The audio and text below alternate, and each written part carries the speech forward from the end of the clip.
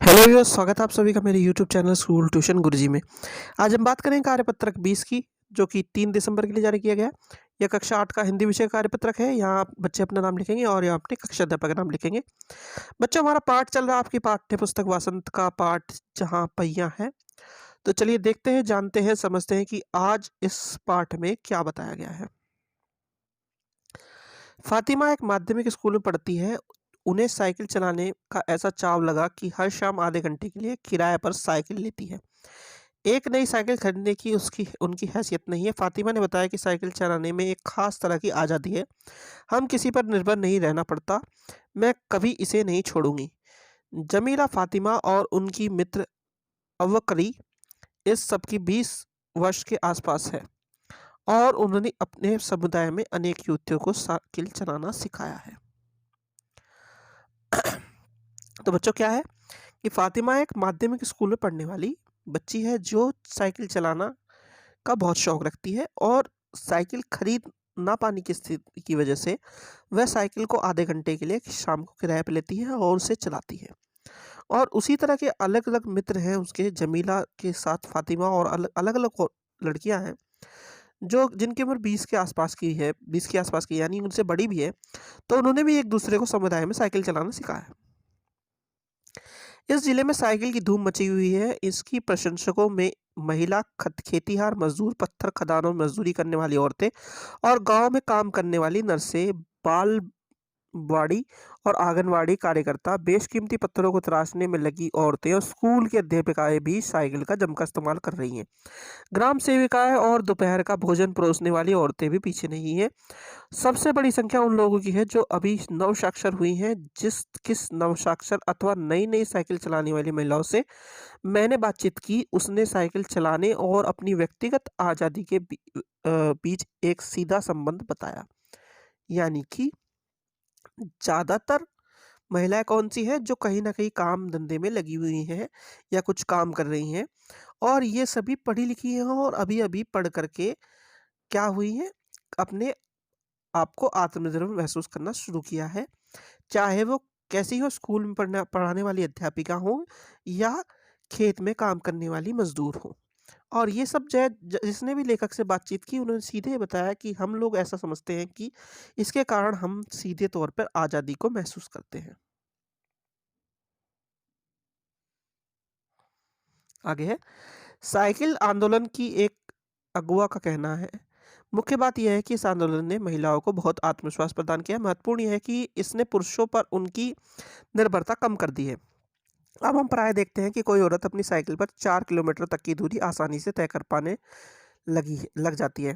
कभी कभी साथ में उसके एक बच्चे भी होते हैं। यहाँ तक कि साइकिल से दूसरे स्थानों से सामान ढोने की व्यवस्था भी खुद की जा सकती है। लेकिन यकीन मानिए, अब उन्होंने साइकिल चलाना शुरू किया तो उन पर ने जमकर प्रहार किया, जिससे उन्हें झेलना पड़ रहा।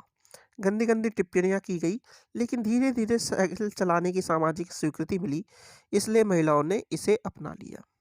यानी कि जो एक नेता थी उनकी, जो है साइकिल चलाने के आंदोलन की, उसने बताया कि जैसे जैसे औरतों ने साइकिल चलाना शुरू किया, यानी महिलाओं ने साइकिल चलाना शुरू किया, तो वह पुरुषों पर आत्मनिर्भर नहीं रह गई।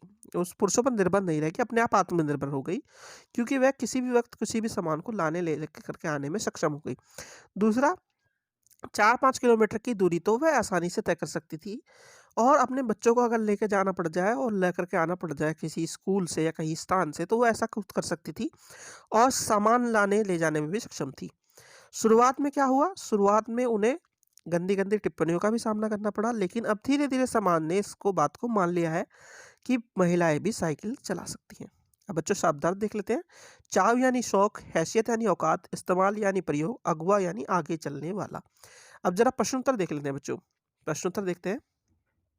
पहला प्रश्न है, पद्दुकोट्टई जिले में साइकिल का इस्तेमाल कौन कौन सी महिलाएं करती हैं? तो साधारण शब्दों में कहें तो बच्चों, पद्दुकोट्टई जिले में साइकिल का इस्तेमाल खेतीहार मजदूर महिलाओं से लेकर के अध्यापिकाओं तक जमकर इस्तेमाल करती हैं इसका।